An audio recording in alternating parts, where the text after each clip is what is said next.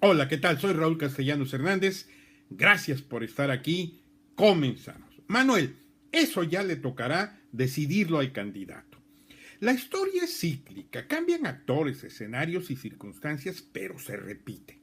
A Salinas de Gortari le explotó la crisis en el último año de su gobierno, cuando disfrutaba el éxtasis de su poder y ya no le dieron los tiempos para cambiar el guión de su final, del final de su sexenio.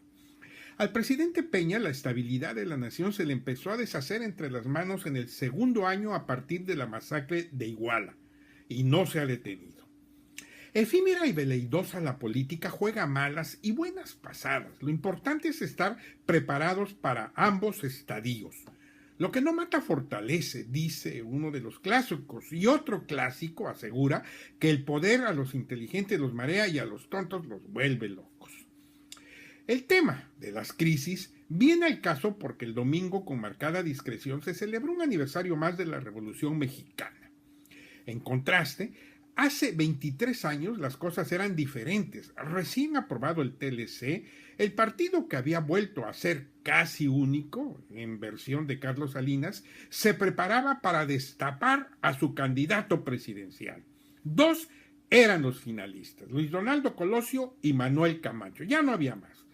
El desenlace todos lo conocemos, cosas de la vida. Ninguno de ellos alcanzó el sueño. No fueron presidentes, ninguno.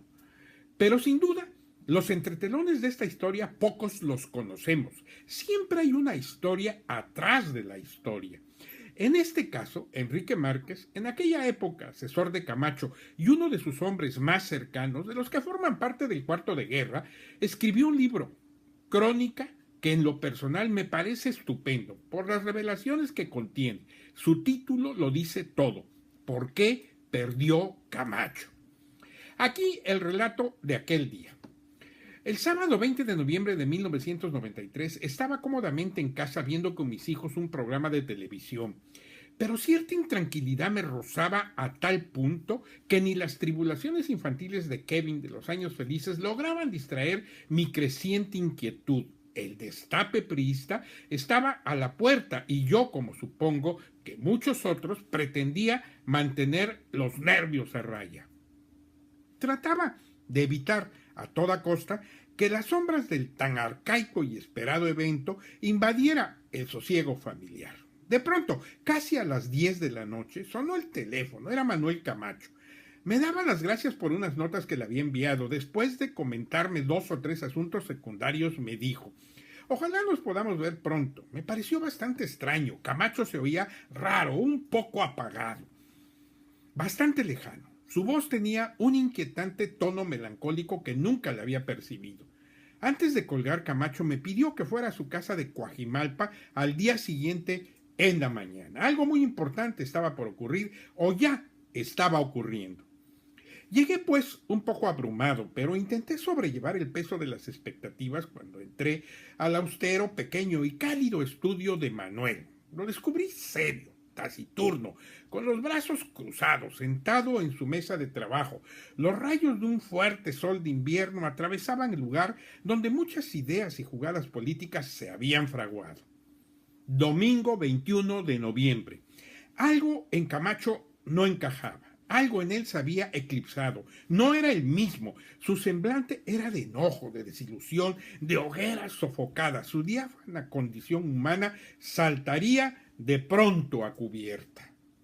Después de dar un sorbo a su taza de café, por fin Manuel abrió fuego y me dijo: quiero contarte lo que pasó ayer. Estábamos el presidente y yo en el balcón central del Palacio Nacional observando el desfile.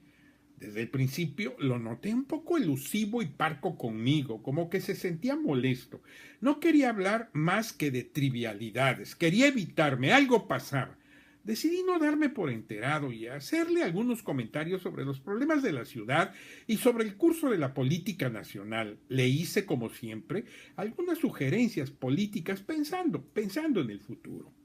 Salinas, seco y cortante, solo me respondió: Manuel, eso ya le tocará decidirlo al candidato.